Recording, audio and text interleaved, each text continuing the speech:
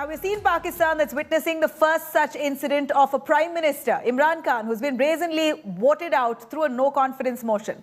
Will Imran's unceremonious exit and change of guard here in Pakistan's regime could mean one more turn in its relationship with India? Here's more. The resolution for vote of no confidence against Mr. Imran Khan, the Prime Minister of Islamic Republic of Pakistan, has been passed by a majority of the total membership of the National Assembly. April 10th will be etched in Pakistan's history. The country witnessed first such incident of a Prime Minister being ousted after losing a no-confidence vote. The month-long battle, however, has ended in more uncertainty. Pakistan's political upheaval raises a pertinent question. Who will be next Prime Minister? Imran's unceremonious exit has created a vacuum in Pakistan's power structure. रास्ता वहीं से निकलेगा वतन की मट्टी मुझे एड़ियां रगड़ने दे मुझे यकीन है चश्मा यहीं से निकलेगा PMLN chief Shehbaz Sharif, the younger brother of three-time Prime Minister Nawaz Sharif, is all set to become the next Prime Minister of Pakistan. The change of guard in Pakistan could mean one more turn in its relations with India.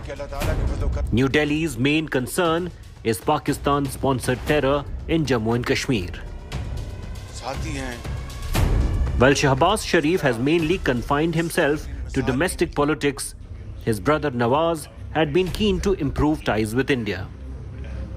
However, Imran Khan's praise for India and his insinuation of a US hand in his removal as Prime Minister could make the pitch hostile for Indo-Pak ties.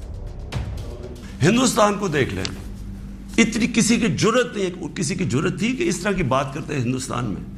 European union के जब ambassadors ने यहाँ बिल्कुल protocol के खिलाफ statement दी कि जी पाकिस्तान को रूस के खिलाफ स्टेटमेंट देनी चाहिए, क्या वो हिंदुस्तान में कह सकते हैं? क्या उनकी जुर्रत है हिंदुस्तान में ऐसी स्टेटमेंट देते हुए? क्योंकि हिंदुस्तान एक सॉवरेन मुल्क है. With just a year to go for elections in Pakistan and tempers high in the country, a meaningful outreach between India and Pakistan may take time. Now the positives. The two biggest peace outreach from New Delhi, Atal Bihari Vajpayee's bus ride to Lahore and Prime Minister Narendra Modi's Christmas stopover in Pakistan, happened during Nawaz Sharif's rule. Each time Sharif was scuttled by the army there.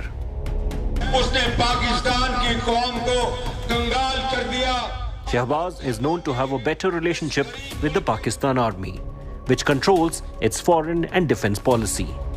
With Pakistan on the verge of bankruptcy, the army is unlikely to raise the heat in ties with India. Recently, its army chief, General Qamar Javed Bajwa, had sought dialogue with India to resolve all issues, including Kashmir. He said diplomacy should be used to resolve all outstanding issues with India to keep the flames of fire away from the region. All said, any real change in Indo-Pak ties may have to wait till next elections in Pakistan. Bureau Report, India Today. All right, what does this really mean to India? The change of guard in Pakistan, does that really improve relationship with India at all? In fact, we heard Shehbaz Sharif already invoking Kashmir, saying that peace with India can happen only if there is a solution with Kashmir. More on that, Rajiv Dogra, who's a former Consul General to Pakistan, joining us. We also have Shehbaz Sharif, who's a strategic affairs expert and senior fellow at the ORF. Also, Dr. Hamid Khan, a journalist and strategic affairs expert. Let me quickly start with Mr. Dogra. Rajiv Dogra, here is Pakistan that's really seen a constitutional crisis that we haven't seen in the past years. At its peak this time, with Imran Khan now being voted out, the first Prime Minister in its history to be moved out through a no-confidence motion. Shehbaz Sharif possibly and likely to be the next Prime Minister of Pakistan. Does that mean any improvement in relationship between the two countries? Do we expect that? Well, I think to be fair, Mr. Shehbaz Sharif has not even been sworn in. So to expect him to make statements specifically directed towards a positive move towards India would not be correct. And his reference to Kashmir is the standard reference of all political parties, including Imran Khan, over the last so many years. So I don't think we should read too much into that, because it has become a mantra-like repetition in Pakistan that by talking of Kashmir, it strengthens their credentials within, and it also probably builds up the case abroad. So at the same time, I think we have to observe the situation, because no political party in Pakistan has had a spell in governance where relations with India have improved dramatically. In fact, most of the terror attacks or most of the attacks against India have happened in different tenures of different political parties, be it People's Party or PMLN or even PTI, because of Pulwama and followed by Balakot. So I think we have to give some time for situation to stabilize, and at the same time we have to be aware that the next elections in Pakistan are due in not too long a future. Maximum they have is 1 year plus. So it's not going to be a period of absolute calm within Pakistan. And that we have to keep a finger on the political pulse in Pakistan. You know, let me cut across to Sushant. Serene, Sushant, we know that most of Pakistan's history, it was the army who governed. And now, over the last few decades, since an elected government has come to power, without the support of the army, they never managed to be successful or successfully complete their tenure. Even with Imran Khan, it appears that because of a fallout that he had, which he does not admit to, but his fallout with the army really led to his exit. And that's what we see very evidently. Shehbaz Sharif is said to be very good with the army. Give us an understanding about the relationship that India really shares with Pakistan's army as such. Have they really tried to mend ways over the years, since they are at the helm indirectly? So, Nabila, here's the thing. Even Imran Khan had excellent relations with the army. And then, you know, it all went for a 6. Yeah. So just because Shehbaz Sharif has good relations with the army means very little. It depends on how much he can deliver on the army's wish list. But aside of that, I think between India and Pakistan, the armies or the Indian establishment and the Pakistani military establishment, because the politicians really don't call the shots out there. Yeah. It's a kind of a, it's an uneasy relationship. When push comes to shove, they reach out to each other and they sort out, some of the creases which have come in. Otherwise, they are generally targeting each other. So it's that kind of a relationship. And I don't see that changing anytime soon. Initially in your introductory report, you spoke about what Bajwa said. Bajwa has been saying this for the last 3 years. How has it translated on the ground? And our problem is that every time somebody, spouts some pleasant lies from Pakistan, we take it to heart and we start reciprocating and talking to the Pakistanis that maybe now, this time there's a change of heart, despite the fact that we see absolutely no evidence on the ground that there is a change of heart.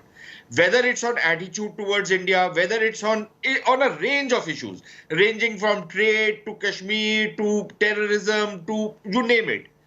There is no change. So I don't know why we need to be jumping the gun. The fact is that Shehbaz Sharif started off his conversation with an interview with Geo TV saying that he wants to improve relationship with India.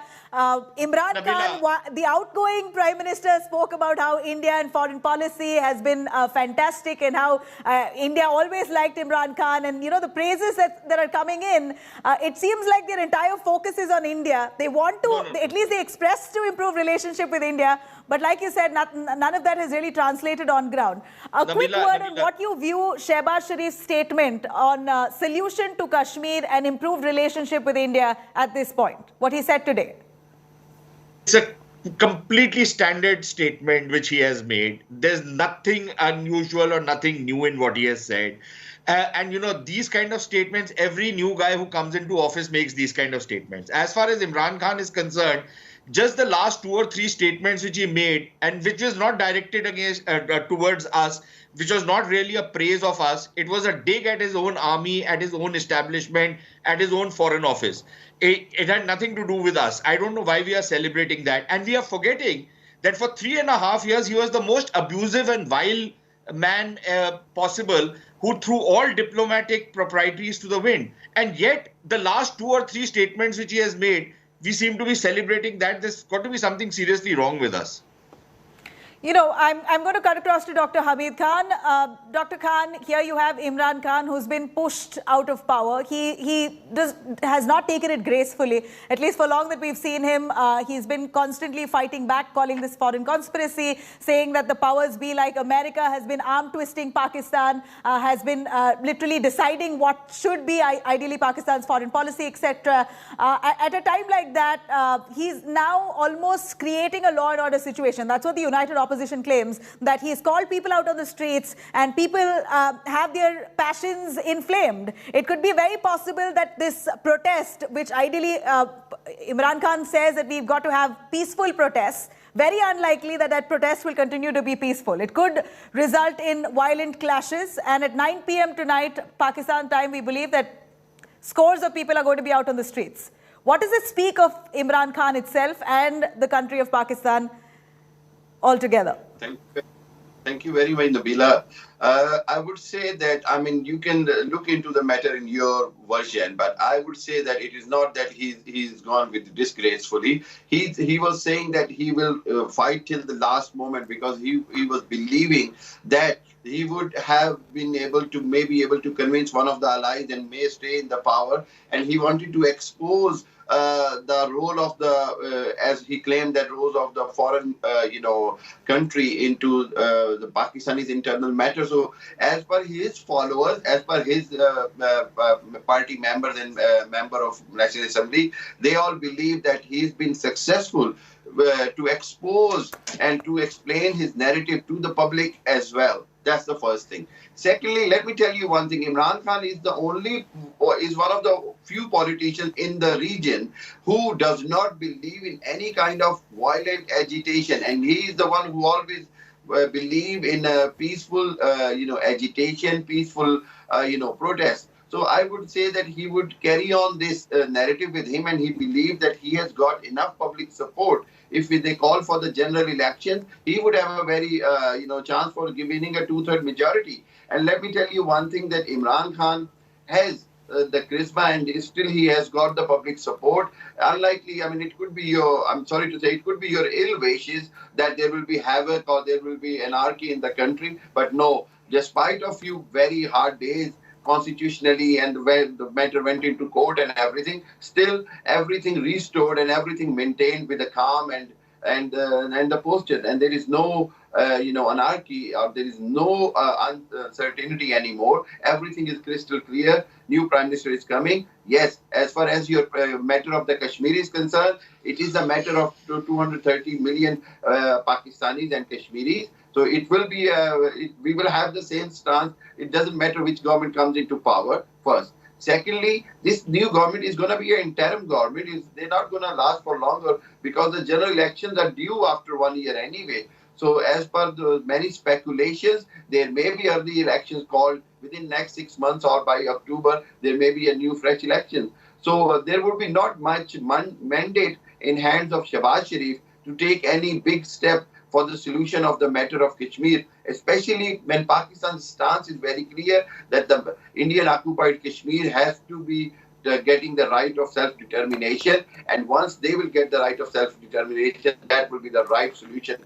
Right, but Mr. Hamid, it's not our ill wishes. It's as per history that we speak and what we've seen over the years of your country. A protest seldom remains calm. It usually has a violent turn. And that apart, speaking of graciously exiting, believe me, it's your Supreme Court itself that has slammed down the verdict of the Speaker. So it was quite a shame that Imran Khan did not gracefully exit. He did not go as per the constitution. These are not my words. These are the words of your own Supreme Court. So in a way, if you look at it through our prism, we look at the fact that Imran Khan is the first Prime Minister to be voted out through a no confidence motion itself possibly means that democracy is finally back alive in your country.